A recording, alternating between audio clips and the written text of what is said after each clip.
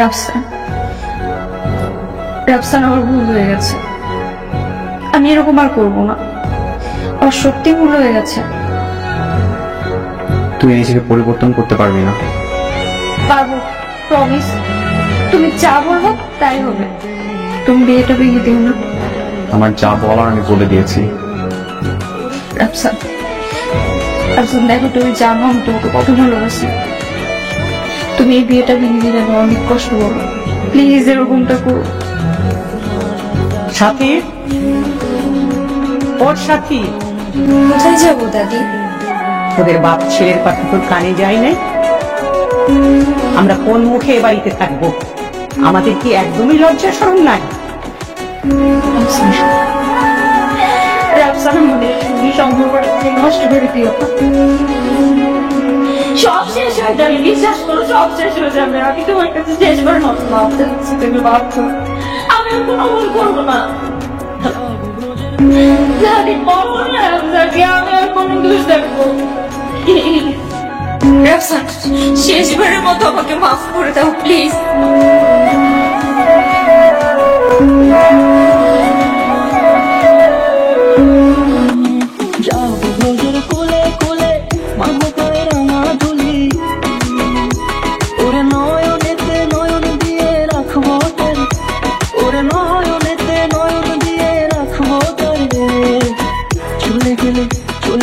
যেতে দেব না, না না যেতে দেব না, তোমারই তোমার ঝাড়ে রাখিব, ছেড়ে দেব না।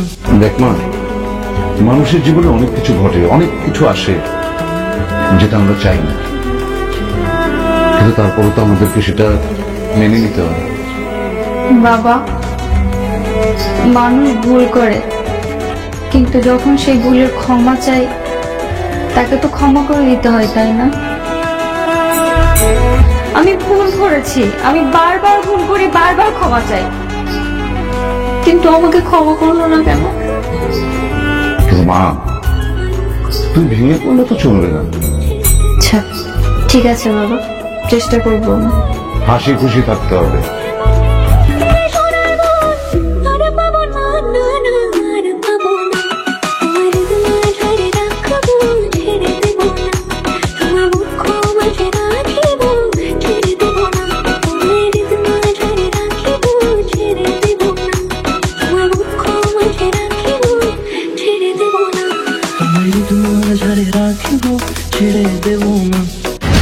আপনি কোথায় ওকে ডাকো। কেন, আমার নাতনি কি শুরু করেছে? ও ভার্সিটিতে কাদের সাথে মিশে কোথায় যায় কোনো খোঁজ খবর রাখো? ও ভার্সিটিতে যায়, কি করে, কার সঙ্গে মেশে, তাতে তোর কি? তোকে কি আমরা এসব দেখার দায়িত্ব দিয়েছি? তুই কি ওর গার্ডিয়ান? তাই বলে কি তোমরা কোনো খোঁজ খবর রাখবা না? রাখার সময় হলে আমরা ঠিকই ওর খোঁজ খবর রাখবো। রাত হয়েছে, বাড়ি যা, মা চিন্তা করবে।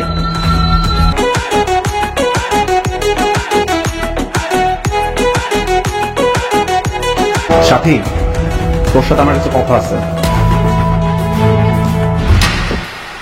সাথী, আমার সেদিন ভুল হয়ে গেছে। তোমাকে সেদিন আমার এরকম ভাবে কষ্ট দেওয়া ঠিক হয়নি। আমি আমার কাজের জন্য অনুতপ্ত। প্লিজ আমাকে মাফ করে দাও। হাতে ছাড়েন আমার। ছাড়বো না। আমি বেঁচে থাকতে কোনোদিন ওই হাতে ছাড়তে পারবো না। হাত ছাড়েন। তোমাকে ছাড়া আমার এক মুহূর্ত ভালো লাগে না সাথী। হাতে ছাড়েন। এই, তুমি কি কথা শুনতেছো না? তোমাকে হাত ছাড়তে বলতেছে না? ছেড়ে দেব না, তোমারই তোমার ঝাড়ে রাখবো, ছেড়ে দেব না, তোমার দুঃখ মাঝে রাখবো, ছেড়ে দেব না। তুমি হঠাৎ করে এত বড় পাগলামি করলে কেন? এর চেয়ে বড় দুর্ঘটনা ঘটলে তখন আমাদের কি হতো? বাবা, আমি সাথীকে অনেক বেশি ভালোবেসে ফেলেছি বাবা। আমি ওকে ছাড়া থাকতে পারছি না। আশ্চর্য, সেদিন তো তুমিই বললে যে সাথী তুমি বিয়ে করবে না। আমি ভুল করে ফেলেছি বাবা। আমি ওকে ছাড়া থাকতে পারবো না। তুমি ওকে এনে দাও। আচ্ছা ঠিক আছে, এত অস্থির হো না, আগে সুস্থ হোক। আম্মা, রাফসান অসুস্থ, ও বলল ও সাথীকে বিয়ে করতে চাই। তাই আমি এসেছি সাথীর সাথে রাজস্থানে বিয়ে কথা করতে। তুমি ভাবলে কি ভাবি যে তোমার ছেলের সঙ্গে আমি আমার নাতনিকে বিয়ে দেব? তুমি না বলেছিলে তোমার ছেলেকে অনেক বড় ঘরে বিয়ে দিবে? তো যাও, অনেক বড় ঘরে বিয়ে দাও, যাও। দেখুন আম্মা, এত অহংকার। আম্মা, একটা কথা মনে রাখবেন, রাজস্থানকে আমি 7 দিনের মধ্যে সাথীর চেয়ে ভালো মেয়ের সাথে বিয়ে দেব। হ্যালো মা, কেমন আছো? ভালো, তোর খবর কি? ভালোই আছি। শোনো না মা, আমার আফসানের তো বিয়ে ঠিক হয়েছে, আগামী শুক্রবার বিয়ে। তোমার জামাই তো তোমার কাছে গেছিল, তুমি তো আফসানের সাথে সাথীকে বিয়ে দিতে রাজি হলে না। বিয়ে ঠিক করেছিস, বিয়ে দিবি তো আমার কাছে? তুমি বিয়েতে ভাইজানকে সাথে নিয়ে এসো। আমরা কেউ যাবো না। আর শোন, তুই যদি তোর ছেলে বিয়ে শুক্রবারে দিস না, আমি আমার সাথী দিয়ে তার বিয়ে দিয়ে দেব। কেন রাগ করছো মা? তার আগে কি ঘটেছে তোর মনে নাই? আসলে আসুক, না আসলে না আসুক, আমার যায় আসে না। আমি আমার ছেলের বিয়ে বড় ঘরে ঠিক করেছি।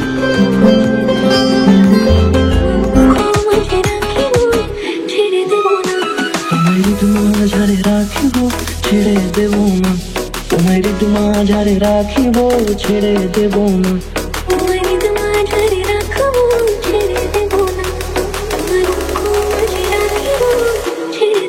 স্বপ্না,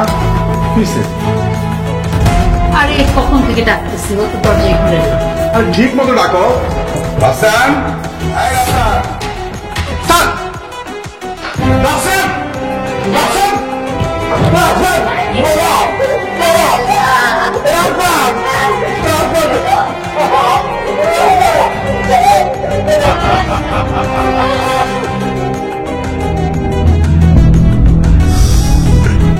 রাফসানের বিয়েটা সাথীর সঙ্গে দেয়া যায় না। আমি তার সাথীর মুখের দিকে তাকাতে পারছি না রে মা। কার সাথে বিয়ে দিই বাবা? রাফসান তো আর নাই। রাফসান নেই মানে? রাফসান কোথায় গেছে? রাফসান গলায় দড়িতে আত্মহত্যা করছে। কি?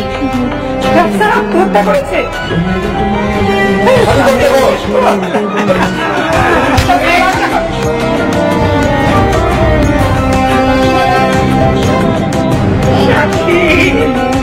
ছেড়ে দেব না, তোমার মাঝারে রাখবো ছেড়ে দেব না, তোমার বুক মাঝে রাখবো ছেড়ে দেব না।